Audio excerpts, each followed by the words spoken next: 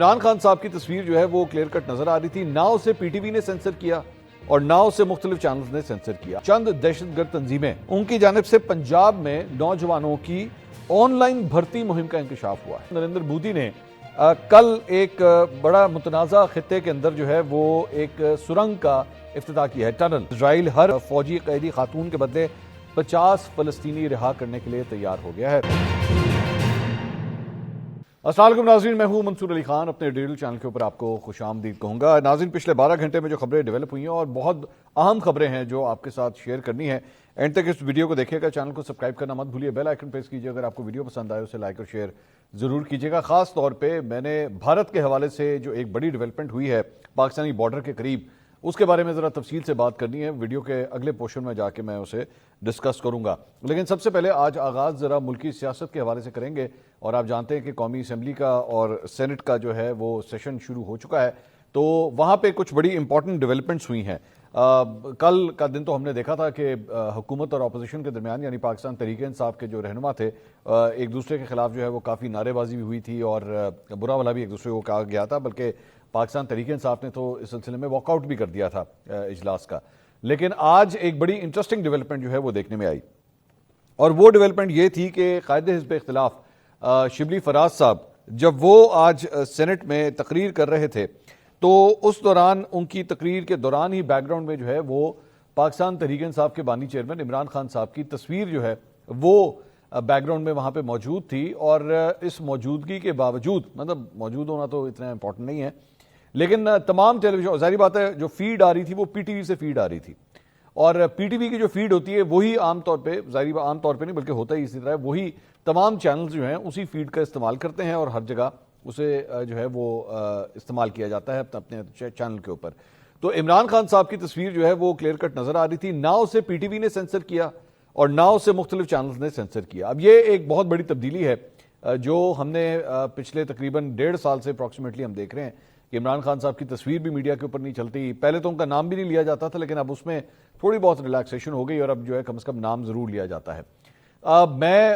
بذات خود اگر میری اس سلسلے میں پرسنل رائے ہو تو دونوں چیزیں، نام لینے کے حوالے سے، تصویر چلانے کے حوالے سے، بلکہ میں تو یہ بھی کہتا ہوں کہ ان کے ماضی کے جو بیانات ہیں اس کو چلانے کے حوالے سے بھی میں اس رول کو زیادہ عقل مندی کا رول میں اسے کنسیڈر نہیں کرتا۔ آزادی اظہار رائے کے ساتھ ہی میں نے ہمیشہ صحافت کی ہے، اور میں ہمیشہ یہ سمجھتا ہوں کہ آپ بولنے دیں، جو بھی کچھ کہنا چاہتا ہے وہ اسے بولنے دیں، اس کے بولنے کے بعد جو ہے وہ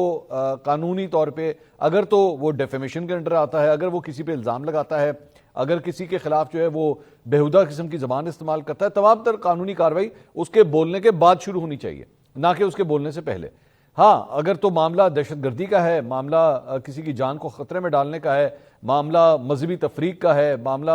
انتشار پھیلانے کا، دہشت گردی کا ہے، پھر بات سمجھ آتی ہے۔ لیکن کسی کے پولیٹیکل ویوز کی خاطر اس کی تصویر کو بین کر دینا یا اس کو بولنے نہ دینا، میں کبھی بھی اس چیز کو سپورٹ نہیں کر سکتا۔ تو یہ ایک بڑی حیران کن ڈیولپمنٹ جو ہے وہ پاکستانی ٹیلی ویژن چینلز کے حوالے سے نظر آئی کہ عمران خان صاحب کی تصویر جو ہے وہ اب نظر آ رہی تھی۔ میں نہیں جانتا کہ یہ ایک ون آف انسیڈنٹ کہوں اس کو میں، یہ ون آف تھا یا یہ سلسلہ ابھی آگے اسی طرح ہی چلے گا اور آگے بھی ہم کیا اسی طرح ہی دیکھ سکیں گے، یعنی آئی ڈونٹ نو۔ یہ تو وقت کا جو تعین ہے وہ میرے خیال میں پولیٹیکل ٹیمپریچر جو ہے وہ زیادہ کرے گا۔ البتہ ایک اور ڈیولپمنٹ لیکن دوسری جانب جو ہوئی، جو کہ ایک پاکستان تحریک انصاف کے لیے بری خبر آپ کہہ سکتے ہیں، وہ یہ تھی کہ کل یہ خبر آئی تھی کہ سینیٹر اعجاز چودھری صاحب کے پروڈکشن آرڈرز جو ہیں وہ جاری کر دیے گئے ہیں، یوسف رضا گیلانی صاحب کی جانب سے جو ہے وہ پروڈکشن آرڈرز جاری کیے گئے ہیں۔ تو آج ایکسپیکٹ کیا جا رہا تھا کہ آج جو ہے انہیں سینٹ کے اجلاس میں شرکت کروائی جائے گی، لیکن پتہ یہ لگا ہے کہ جب ان کے پروڈکشن آرڈرز لے کے جو ہے وہ جیل پہنچے ہیں ان کی ریکوری کے لیے، ان کو لانے کے لیے، پروڈکشن کے لیے، تو جیل انتظامیہ نے ان پروڈکشن آرڈرز کو انٹرٹین کرنے سے انکار کر دیا، اور اس کی وجہ سے اعجاز چودھری صاحب نے سینٹ کے اجلاس میں شرکت نہیں کی۔ شبلی فراز صاحب آج جب اندر انٹر ہو رہے تھے، اور ساتھ ہی چیئرمین سینٹ یوسف رضا گیلانی صاحب بھی جب انٹر ہو رہے تھے، تو ان سے ایک صحافی نے سوال کیا کہ جی وہ جو آپ نے پروڈکشن آرڈرز جاری کیے تھے اس کا بنا کچھ نہیں، اور کیا مطلب جیل کی انتظامیہ جو ہے وہ چیئرمین سینٹ سے بھی زیادہ تگڑی ہے؟ تو اس کے اوپر انہوں نے کہا کہ میرا کام تھا پروڈکشن آرڈر جاری کرنا، جواب آگے جو ہے وہ وزیر کو دینا ہے۔ اب وزیر جو ہے وزیر جیل خانہ جات تو پھر وہ پنجاب کے ہی بنتے ہیں جن کو یہ جواب دینا پڑے گا کہ انہوں نے چیئرمین سینٹ کے پروڈکشن آرڈرز کے اوپر جو ہے وہ کارروائی کیوں نہیں ہونے دی. یا تو جیل سپرنٹینڈنٹ اس کا جواب دے گا, لیکن وہی جو پاکستان کے اندر ایک ٹپکل آپ ایک طریقہ کار دیکھ رہے ہوتے ہیں نا, وہ فائل کے گھمائی جانا, ادھر سے ادھر ادھر سے ادھر گول پوسٹ چینج کرتے رہتے ہیں, اور لوگ جو ہیں وہ فائل کو ہاکی کا میدان سمجھ لیتے ہیں, ہاکی کا بال سمجھ لیں, ادھر سے ادھر ادھر سے ادھر. افسوسناک بات ہے, اگر ایک چیئرمین سینٹ نے ایک سینیٹر کے پروڈکشن آرڈرز جاری کیے ہیں تو اسے ہر صورت آنا چاہیے تھا, اسے سینٹ کے اجلاس میں شرکت کرنی چاہیے تھی. یہ افسوسناک بات ہے, لیکن ظاہری بات ہے میں جانتا ہوں ماضی کے اندر جو ہے وہ جب پی ٹی آئی کی اپنی گورنمنٹ تھی اور اسد کیسر صاحب جو آج کل سویلین بالادستی کے حوالے سے کافی لیکچرز دیتے ہیں, وہ ماضی میں خود بھی یہی حرکتیں کر چکے ہیں کہ پروڈکشن آرڈرز جاری نہیں کرتے تھے. تو علی وزیر صاحب وہ اس وقت قید میں ہوتے تھے اور جو ان کا تعلق جو ہے وہ پی ٹی ایم سے ہے, تو ان کے پروڈکشن آرڈرز جو ہے وہ جاری نہیں کیے جاتے تھے. تو لیکن اس کا مطلب یہ نہیں ہے, میں بار بار یہی بات کہتا ہوں کہ اس کا مطلب یہ نہیں ہے کہ اگر ماضی کے اندر ایک شخص جو ہے وہ ناانصافی کرتا رہا ہے یا جمہوری اقدار کی اس نے قدر نہیں کی ہے, تو اس کا مطلب ہے آج بھی جمہوریت کا بیڑا غرق کر دیا جائے. یہ قطعی طور پہ یہ اس فلسفی کو سپورٹ نہیں کیا جا سکتا. ہمیں معاشرے کو بہتر, ہمیں اپنے اس جمہوری نظام کو بہتر کی طرف لے کے جانا ہے. تو جو جتنی دفعہ بھی رولز کی وائلیشن ہو, یہ بالکل وہی والی مثال ہے. میں ویسی بات کرنا چاہوں گا کہ 2024 کے الیکشنز کے اندر دھاندلی کی جب بات ہوتی ہے تو ہمارے چند تجزیہ کار یہ انالیسس دیتے ہیں کہ جناب 2018 میں بھی تو یہ ہوا تھا. جی بالکل ہوا تھا. تو اس کے مطابق تو پھر ماضی کے اندر اور 1990 میں بھی ہوا تھا. تو اسی طرح سلسلہ چلتے رہنا چاہیے. ہمیں تو یہ سوچنا چاہیے کہ ہمارا یہ الیکشن ہمارے پچھلے الیکشن سے بہتر ہونا چاہیے. جو غلطیاں, جو بیوقوفیاں اس سے پچھلے الیکشن میں ہوئی ہیں وہ اب نہیں ہونی چاہیے. تو یہ جو آرگومنٹ دی جاتی ہے نا اکثر کہ جی ماضی میں بھی چونکہ ہوتا رہا تو اب بھی اگر ہو رہا ہے تو جائز ہو رہا ہے, یہ غلط ہے, یہ غلط طریقہ کار ہے, یہ کوئی اچھی اگزامپل نہیں ہے. یہ تو پھر وہ سلسلہ, یہ راؤنڈ اسی طرح ہی چلتا رہے گا. اگلا الیکشن جو آپ کا آئے گا, اب جو اگلا آئے گا اس میں پھر آپ جو بھی اس کے اندر بھی دھاندلی کریں گے تو ہاں جی تو 2024 میں بھی ہوا تھا تو 2029 میں بھی صحیح, اس سے کیا فرق پڑتا ہے. اس طرح نہیں ہو سکتا. خیر, اس کے علاوہ جناب کچھ اور خبریں بھی شامل کریں گے. شیخ وقاص اکرم صاحب نے اس کے اوپر ایکچولی ٹویٹ کیا, جو سیکرٹری اطلاعات ہیں پاکستان تحریک انصاف کے. انہوں نے کہا کہ جی سینیٹر اعجاز چودھری کے پروڈکشن آرڈرز کا معاملہ, کوٹ لکھپت جیل انتظامیہ نے پی ٹی آئی سینیٹر اعجاز چودھری کو پروڈکشن آرڈرز پر دینے سے انکار کر دیا. اسلام آباد سے پروڈکشن آرڈرز لے کر جیل جانے والی اسلام آباد پولیس کی ٹیم خالی ہاتھ واپس روانہ. چیئرمین سینٹ کی منظوری کے بعد گزشتہ روز اپوزیشن لیڈر شبلی فراز کی درخواست پر پروڈکشن آرڈر جاری ہوئے تھے. سینیٹر اعجاز چودھری کو آج سینٹ اجلاس میں شرکت کے لیے لانے کے پروڈکشن آرڈرز جاری کیے گئے تھے. خیر, یہ وہی اسی کی ڈیٹیل جو ہیں وہ شیئر کر رہے ہیں. قومی اسمبلی کے اجلاس میں بھی جناب پاکستان تحریک انصاف نے آج احتجاج کیا. وہ اس اجلاس میں شرکت کرنے کے لیے پاکستان تحریک انصاف کے جو رہنما ہیں, جس میں عمر ایوب صاحب اسے لیڈ کر رہے تھے کیونکہ وہ اپوزیشن لیڈر ہیں, تو دیگر رہنما بھی جو ہیں وہ آج پلے کارڈز اٹھا کے اندر قومی اسمبلی کے اجلاس میں انہوں نے شرکت کی. اس میں لکھا ہوا تھا گولی کیوں چلائی, عمران خان کو رہا کرو. 9 مئی اور 26 نومبر کے جوڈیشل کمیشنز کے مطالبات بھی جو ہیں ان پلے کارڈز کے اوپر رکھے گئے تھے. انٹرسٹنگ بات یہ ہے کہ کل جو ہے وہ اسمبلی میں او کر کے وہ جو شہباز شریف صاحب نے ایک شلی چھوڑ دی تھی, تو اسی طریقے سے جو ہے وہ احتجاج کیا جا رہا تھا. آج جو ہے وہ پلے کارڈز اٹھا کے احتجاج کیا گیا. اس کے اوپر ویسے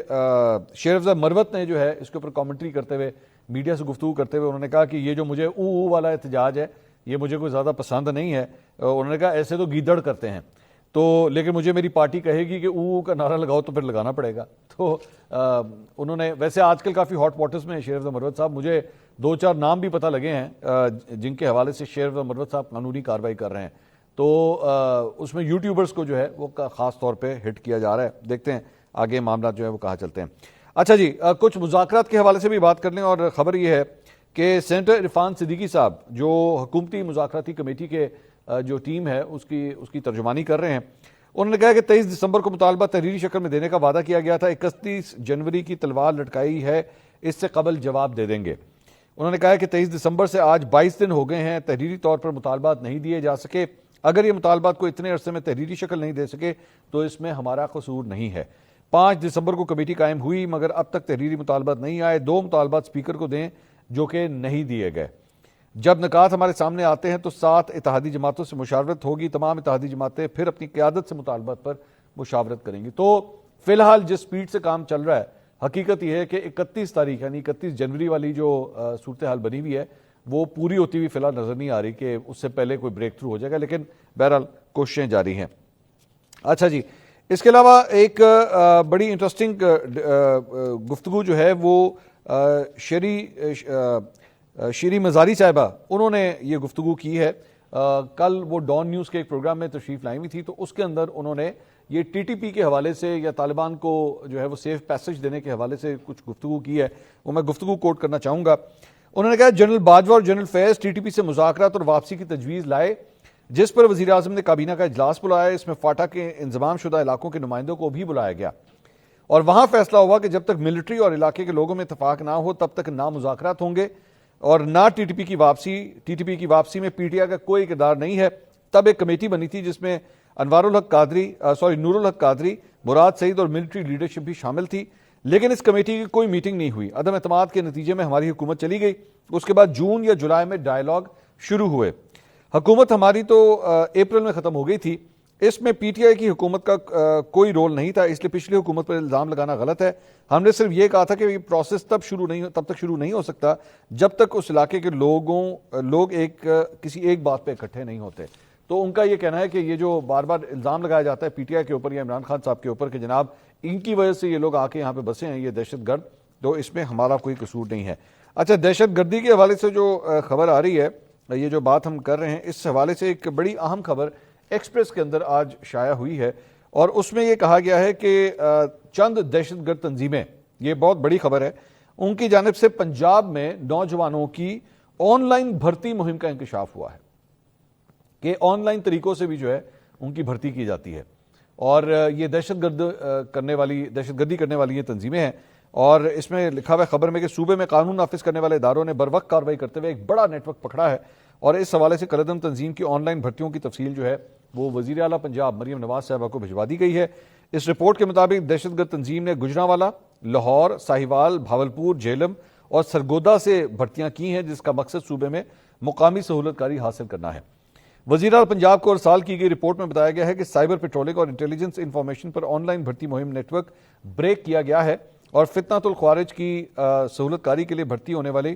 6 افراد گرفتار کر لیے گئے ہیں, جن کی عمریں 16 سے 23 سال بتائی جاتی ہیں. سائبر پیٹرولنگ کے دوران ریاست مخالف عناصر کی مانیٹرنگ کا عمل تیز کر دیا گیا ہے. حکام کا کہنا ہے کہ سوشل میڈیا صارفین تک رسائی کرنے والے الگورتھمز کی نشاندہی کی جا رہی ہے.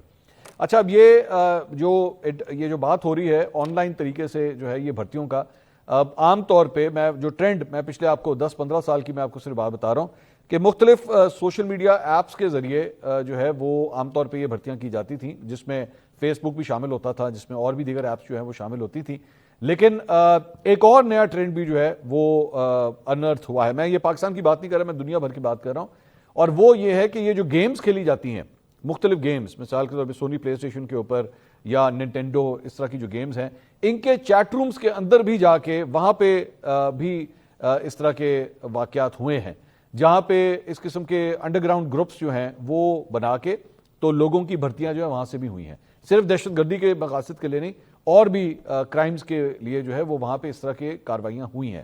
تو مجھے نہیں پتا کہ اب یہ جو آن لائن بھرتیاں ہوئی ہیں یہ کس پلیٹ فارم کے ذریعے ہوئی ہیں, کس چیز کو کس مطلب پلیٹ فارم کو استعمال کرتے ہوئے نوجوانوں کو اس طرح بھرتی کیا گیا ہے, لیکن یہ بڑی تشویشناک بات ہے یہ جو خبر سامنے آئی ہے. اس کے علاوہ ایک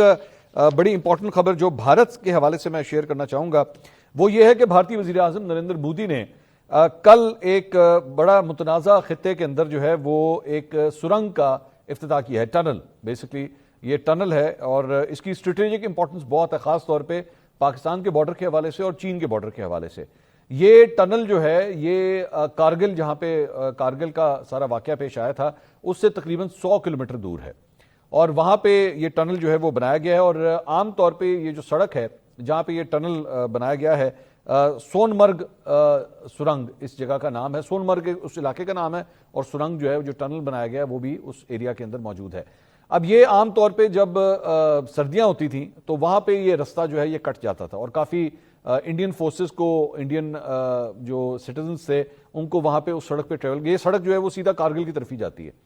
تو وہاں پہ اسے ٹریول کرنے کے اندر جو ہے ان کو بہت دشواری ہوتی تھی وہاں پہ. اب وہاں پہ یہ تقریباً 6.5 کلومیٹر کی یہ ٹنل جو ہے وہاں پہ بنائی گئی ہے تاکہ سارا سال جو ہے یہاں پہ آمد و رفت ہو سکے. یہ ٹنل جو ہے یہ تقریباً 2637 میٹر کی بلندی کے اوپر واقع ہے، اور ساتھ ہی ساتھ اس کے بارے میں بتایا گیا ہے کہ اس میں اس کی جو کیپیسٹی بنائی گئی ہے وہ 1 گھنٹے میں تقریباً 1000 گاڑیاں اس ٹنل کو کراس کر سکتی ہیں 80 کلومیٹر فی گھنٹے کی رفتار سے۔ اچھا، یہ ذہن میں رکھیے گا کہ جب کارگل کا واقعہ پیش آیا تھا تو اس وقت سب سے امپورٹنٹ بات جس کی وجہ سے بھارتیوں جو فورسز تھے ان کے اوسان خطا ہو گئے تھے، اس کی وجہ یہی تھی کہ ان کا رستہ جو ہے وہ کٹ گیا تھا۔ تو تب سے لے کر اب تک جو بھارتی فوج ہے اس کی یہی کوشش رہی ہے کہ اپنے اس روٹ کو جو ہے وہ کلیئر کیا جائے۔ یہ 6.5 کلومیٹر کا یہ جو ٹنل ابھی بنایا گیا ہے، یہ بھی بتایا جا رہا ہے کہ اسی روٹ کے اوپر ایک اور جگہ پہ بھی 7.5 کلومیٹر کا ایک اور ٹنل جو ہے وہ بھی وہاں پہ بنایا جا رہا ہے۔ اچھا، انٹرسٹنگ بات یہ ہے کہ یہ جو ٹنل ہے اس کی امپورٹنس صرف اور صرف پاکستان کے حوالے سے نہیں ہے بلکہ چین کے حوالے سے بھی ہے۔ بھارت اور چین کے بھی آپس میں کلیشز جو ہیں وہ ہو چکے ہیں لداخ کے ایریا کے اندر، اور 2020 میں کم از کم 20 بھارتی اور 4 جو چینی فوجی تھے وہ ان کلیشز کے اندر جو ہے وہ ہلاک ہوئے تھے، اور لیکن اس کے بعد دونوں ملکوں نے آپس میں جو ہے وہ امن معاہدہ کیا تھا کہ آئندہ یہ کلیشز اس طرح کے نہیں ہوں گے۔ لیکن اسٹریٹجکلی جہاں یہ پاکستان کے بارڈر کے ساتھ ہے وہیں پہ آگے چین بھی جو ہے وہ اسی کارنر کے اوپر جا کے بھارت کے ساتھ جو ہے وہ لگتا ہے اسی ایریا کے اندر۔ تو 31 کروڑ 30 لاکھ ڈالر کی لاگت سے جو ہے وہ ٹنل یہاں پہ بنایا گیا ہے۔ بھارت کے حوالے سے ہم خبریں شامل کر رہے ہیں تو بھارت کے حوالے سے ایک اور خبر بھی وہ ہے کرکٹ کے میدان سے، اور وہ خبر یہ ہے کہ جو بھارتی کرکٹ ٹیم کے کپتان ہیں روہت شرما، جن کا بہت ہی برا پیچ آج کل چل رہا ہے آسٹریلیا کے اندر، بڑی ہی مطلب مایوس کن پرفارمنس ان کی رہی تھی کرکٹ کے حوالے سے، ان کا پاکستان آنے کا جو ہے وہ امکان ظاہر کیا جا رہا ہے چیمپئنز ٹرافی کے حوالے سے۔ چیمپئنز ٹرافی کے حوالے سے ایون دو ان کے بھارت کے میچز تو پاکستان کے اندر نہیں ہوں گے، ان کو شفٹ کر دیا گیا ہے اور متحدہ عرب امارات کے اندر جو ہے ان کے میچز کیے جائیں گے، لیکن یہ جو ٹرافی کی رونمائی ہے اور اس سلسلے میں جو ہے وہ بھارتی کپتان یہاں ضرور آئیں گے۔ میں اسی بات پہ جب میرے خبر یہ پڑھی تو میں حیران تھا کہ بھئی اگر وہ کپتانوں کی جو ایک مشترکہ پریس کانفرنس ہوتی ہے بیسیکلی اس میں بھی انہوں نے شرکت کرنی ہے، تو میں حیران اس بات کے ہو رہا تھا کہ اگر ایک شخص ایک بھارتی کپتان اگر یہاں پہ آ سکتا ہے تو پھر باقی مطلب 14 بھی آ سکتے ہیں، جو 15 کا اسکواڈ ہوتا ہے وہ باقی بھی آ سکتے ہیں، سپورٹ سٹاف بھی ساتھ آ سکتا ہے، مطلب ایسی بھی کوئی بات نہیں تھی۔ لیکن وہ بات یہ ہے نا کہ بلا وجہ کی ڈچ ڈالنی تھی بھارت کی جانب سے، بلا وجہ کا انہوں نے یہ پرابلم کریٹ کرنی تھی پاکستان کے لیے، تو لیکن میرے خیال میں پھر بھی جو اس کے بعد جو ڈیل ہوئی ہے پاکستان کے حوالے سے وہ ایک بہتر ڈیل ہوئی ہے، میں نہیں سمجھتا کہ پاکستان کا اس میں کوئی نقصان ہوا ہے۔ اچھا جی، اس کے علاوہ بھی ایک کرکٹ کے میدان سے ایک اور خبر ہے اور وہ بڑی افسوسناک خبر ہے فاسٹ بالر احسان اللہ کے حوالے سے۔ احسان اللہ جو ہے وہ ملتان سلطان کے ساتھ کرکٹ کھیلتے تھے، لیکن اس مرتبہ جو ہے وہ ان کے انجر ہو گئے تھے، بہت بری ان کو انجری ہوئی تھی، اس کے بعد ان کی ریہیبلیٹیشن بھی ہوئی، لیکن وہ اس سے ان کو کوئی زیادہ فائدہ نہیں ہوا۔ تو اس مرتبہ اب انہوں نے یہ کہا ہے کہ جناب میں آئندہ کسی پی ایس ایل کی فرنچائز کے ساتھ میں کھیلوں گا ہی نہیں، اور بڑے غصے کا انہوں نے اظہار کیا ہے، اور انہوں نے کہا کہ ان سے سوال کیا گیا کہ علی ترین جو کہ ملتان سلطان کے اونر ہیں، انہوں نے کہا کہ انہوں نے آپ سے رابطہ نہیں کیا تو وہ تو آپ کو بہت سپورٹ کرتے تھے۔ اس پہ انہوں نے کہا کہ ان سے کسی نے رابطہ نہیں کیا ہے، علی ترین کو کوئی اور ملتا ہے تو وہ ان کے ساتھ چلے جاتے ہیں، وہ مجھے نہیں میرے ٹیلنٹ کو سپورٹ کرتے تھے۔ انہوں نے کہا پی ایس ایل شروع ہونے میں ابھی 4 ماہ ہیں، اس سال بھی کوئی ان پر اعتبار کر کے ٹیم میں رکھ سکتا تھا لیکن ایسا نہیں ہوا، ان کا کہنا تھا کہ میں پاکستان چھوڑ کر دبئی یا انگلینڈ چلا جاتا ہوں۔ کافی ڈسہارٹ ہوئے میں ایکچولی احسان اللہ کے بارے میں تھوڑا سا میں آپ کو اس کا بیک گراؤنڈ بتا دوں، یہ بیسیکلی انجری کے بعد جو ہے نا پوری طرح ریہیبلیٹیٹ ہو ہی نہیں سکا۔ اس کو جو پاکستان کرکٹ بورڈ ہے انہوں نے نیشنل کرکٹ اکیڈمی کے اندر بھی ان کا کافی علاج کرایا، ان کے پی سی بی نے بہت سپورٹ کیا جتنا وہ کر سکتے تھے، لیکن ان کی انجری ایسی ہو چکی ہے کہ ایون علی ترین کا بھی یہ بیان آیا تھا کہ یہ شاید اب دوبارہ اس طرح فاسٹ بالنگ کر ہی نہ سکیں۔ تو یہ اب فرسٹریشن ہوتی ہے، ظاہری بات ہے، آپ کا کریئر ابھی شروع ہی ہوا تھا تو وہیں پہ آپ کو انجری ہوگی، اب اس میں کیا کیا جا سکتا ہے، اس میں ظاہری بات ہے ٹیم اونر تو کچھ نہیں کر سکتا، اس نے ایک اچھا ٹیلنٹ تو اس نے کھلانا ہے۔ ان کے بارے میں یہی کہا جا رہا ہے کہ ان کے اندر وہ اب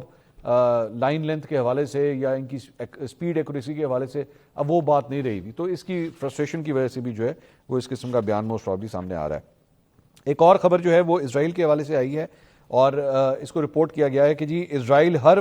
فوجی قیدی خاتون کے بدلے 50 فلسطینی رہا کرنے کے لیے تیار ہو گیا ہے۔ اسرائیلی میڈیا نے دعویٰ کیا ہے کہ غزہ سیز فائر کے 3 مراحل ہوں گے، غزہ میں یرغمال اسرائیلی شہریوں کے بدلے 30 فلسطینی قیدیوں کو رہا کیا جائے گا، اور اسرائیلی معاہدے کے پہلے مرحلے میں